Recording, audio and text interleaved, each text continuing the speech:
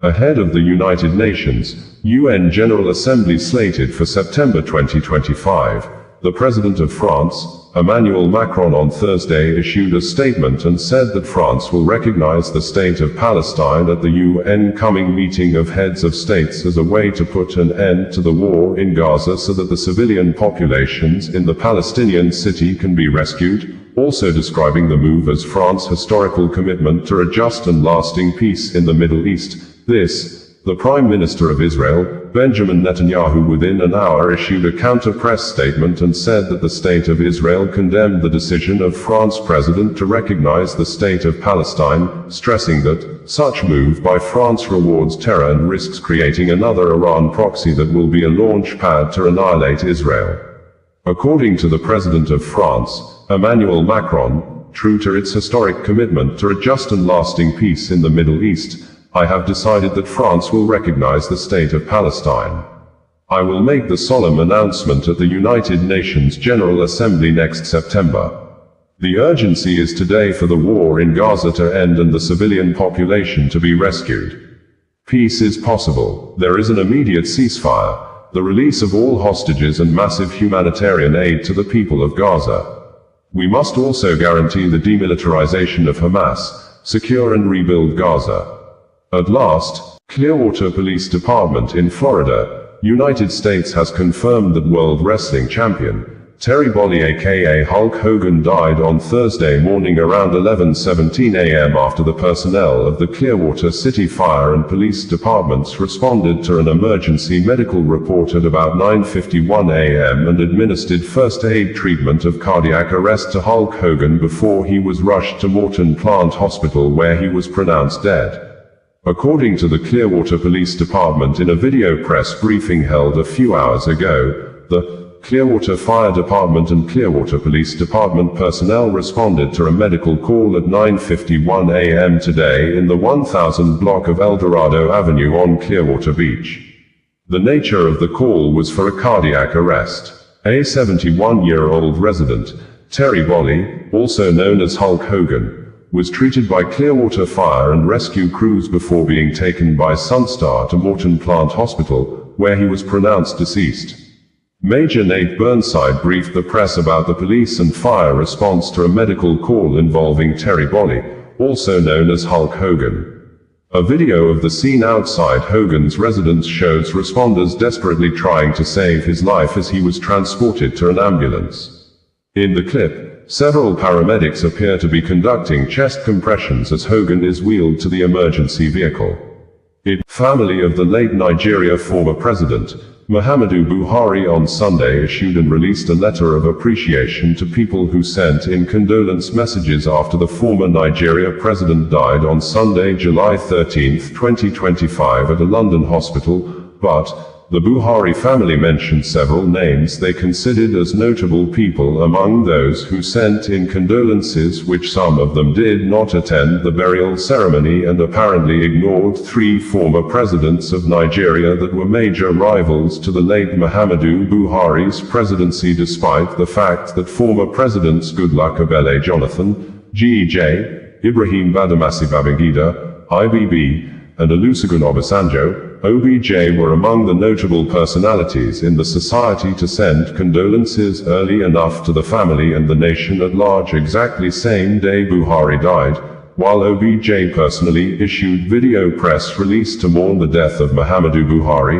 GEJ, after issuing condolence message, visited the family of late Buhari in London the next day to console with the bereaved family, and also, IBB, after mourning the demise of late President Muhammadu Buhari, sent his children led by Mohamed Babangida to Katsina State to pay the family and the people condolence visit over the death of the late former head of state, Muhammadu Buhari, that was ousted out of power as then Nigeria military head of state on August. It has been a sad Monday in Dhaka, the capital of Bangladesh, as one of the Bangladesh Air Force training planes crashed on students while they were taking test examinations and some of them attending regular classes at Milestone School and College, with 19 victims already confirmed dead by local authorities while over 100 persons, mostly students, are hospitalized. The head of interim government of Bangladesh, Muhammad Yunus has assured the public that the government of Bangladesh will carry out investigation to ascertain the cause of the military plane crash, as some of the victims were seen walking out from the burning flames with almost completely burned bodies. It was gathered that the plane crashed immediately after takeoff around 1 p.m. local Bangladesh time, which was 7 o'clock a.m. GTM. According to Hindustan Times, a Bangladesh Air Force F-7BGI training aircraft crashed into a college campus in Dhaka, killing at least 19 and injuring over 100 people. Local media reported that the leaders and activists of Bangladesh Chhatraleague faced a brutal mob attack while donating blood to save the injured students of the Milestone School plane crash. Military and a fire official said the Bangladesh Air Force F-7BGI aircraft crashed into the campus of Milestone School and College in Dhaka's Uttara neighborhood on Monday afternoon, where students were taking tests or attending regular classes. Sadia Rahman, as multiple wars in the Middle East appear unabated, Israel, the main defender and attacker on multiple waterfronts in the city of Gaza, Lebanon, Iran, Yemen and now Syria, has ordered the Israel Aerospace Industries, IAI, to mass-produce Arrow missiles interceptors in a very large numbers, with the Israel Ministry of Defense saying that the State of Israel has increased its defense spending for 2025 and 2026 to 42 billion new Israeli shekels, which is approximately $12.5 billion. During the 12-day war with Iran, there were multiple reports that Israel was running low on Arrow missiles interceptors defense system, as Iran long-range missiles were seen hitting targets in Israel. Aerospace observers said the advanced Arrow high-altitude defense systems are critical to countering long-range ballistic missile threats, like those launched from Iran during the 12-day war in June 2025. According to the Israel Ministry of Defense in a press statement on Thursday, the Director General of the Israel Ministry of Defense, IMOD, Major General, Reservist, Amir Baram, signed a production contract to significantly accelerate the serial production of Arrow interceptors at IAI, Israel Aerospace Industries. As part of the deal, IAI will supply the IMOD with a significant additional amount of Arrow interceptors. The deal was led by Moshe shortly after Prime Minister Benjamin Netanyahu returned from the United States, US on Sunday, where he had paid an official visit to the US President, Donald Trump, lawmakers and other US government officials. The misunderstanding between Bedouin and Druze tribes in the Swaida region of Syria that started last Friday took a new twist, evolving into a deadly conflict after a Druze man was robbed at gunpoint on Friday by gunmen suspected to be natives of Bedouin tribe. Druze residents in Swaida shortly on Friday mobilized, went after the people of Bedouin, arrested and detained a lot of natives from the Bedouin tribe, forcing the people of Bedouin to retaliate, and the conflicts led to mass killings. Unabated, and on Tuesday, the Syria interim government soldiers entered Swaida reportedly to restore law and order, but Israel-based media reported that the Syria interim government soldiers, mostly members of the Hayat Tahrir al-Sham, HTS, assisted and joined the Bedouin militias to kill the people of Druze, and in a swift response, the office of the Prime Minister of Israel in a press statement on Tuesday said, "The Prime Minister, Benjamin Netanyahu, and the Israel Minister of Defense, Israel Katz, have authorized the Israel Defense Forces, IDF, to attack Syria interim regime forces led by Syria interim President Ahmed Hussein al-Shara, who Israel Policy Forum in a publication published. President Bola Ahmed Tinubu has confirmed and announced the death of the Nigeria immediate past President Muhammadu Buhari at a London hospital at about 4:30 p.m. on Sunday, after years of rumors and speculations by the detained leader of the indigenous people of Biafra, IPOB, Mazi Nnamdi Kanu, that the person that ruled Nigeria for the last 8 years died few years after he took over office on May 29, 2015. The news of former President Buhari's death came at a time the ex-president was a major point of discussion during the preceding week after the personal media aide to the late president, Garba Shehu, confessed he lied to cover up the health issues of the then President Muhammadu Buhari, a confession the indigenous people of Biafra described and said that the Garba Shehu's confessional statement about the use of the Villa Rat, invasion story to cover up former President Muhammadu Buhari's illness vindicates its detained leader, Nnamdi Kanu, who had speculated years ago, starting from 2018, that the real Muhammadu Buhari died few years after assuming office, that the man that ruled Nigeria for the last part of first tenure and second tenure was Mr. Jubril al-Sudani from Sudan. In a statement on Saturday by the Biafra Group's spokesperson, Emma Powerful, IPOB said Kanu was the first to expose Buhari's health condition and was persecuted for it. The Anambra State Command of the Nigeria Police Force has repelled the simultaneous sporadic heavy gun shooting in Oko and Equilobia, when two separate groups of unknown gunmen engaged men of the Oko Divisional Police Headquarters in the Arumba North local government area in an early morning gun battle, and another group took over the Equilobia flyover bridge in the Aguata local government area of the state on Wednesday, resulting in the death of two members of the public and set ablaze the patrol vehicle of Agonichemba, the state special vigilante group, which, police said one of the attackers was killed during the deadly gun battle. And on Thursday, the police issued new updates, stating that an additional AK-47 rifle has been recovered from one of the fleeing assailants, while Biafra armed group, the Biafra Defense Forces, in a tweet on Thursday specifically denied any involvement in the mass shooting at Equilobia, stating, "Those impersonating them will one day run out of luck." According to the Biafra Defense Forces, the said incident that occurred yesterday at Equilobia is not in any way connected to Biafra Defense Forces, BRF, BNF, BLA, and BAF. Those impersonating BDF will one day run out of luck. Biafrans beware. Anambra State Police, in a new updates on Thursday, said that the police-led joint security force at Aguata recovered an additional AK-47 rifle with a fully loaded. Kenya National Human Rights Commission, KNHRC, has confirmed that 31 persons have already been pronounced dead by medical doctors attending to protesters who were attacked on Monday by Kenya's security operatives and armed militias when thousands of Kenya residents came out to stage a mass protest to mark this year's 7th anniversary,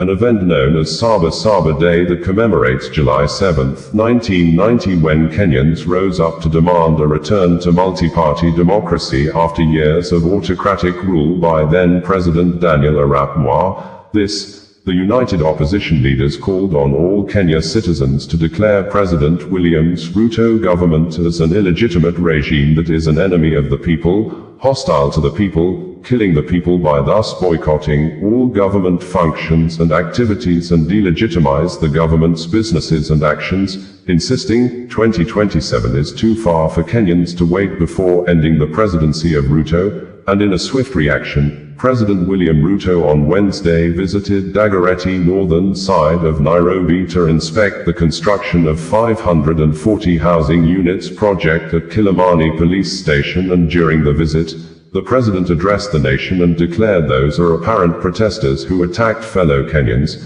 police officers, security installations and businesses as terrorists, stressing, such acts are a declaration of war and he will never allow. 3 Israeli citizens, Liran Yakovov, Natanel Aviv and Ozchai Raham, have been convicted for stealing properties belonging to victims of the October 7, 2023 massacre, when groups of Hamas fighters invaded the Nova Music Festival near Kibbutz Be'eri, barely 5 kilometers away from Gaza, with over 4,400 fun seekers at the music party, and killed more than 360 persons at the music festival, which led to the state of Israel waging wars in Hamas-controlled Gaza, Hezbollah-controlled Lebanon, Iran under Ayatollah Khamenei's supreme leadership, and recently in Houthis-controlled Yemen.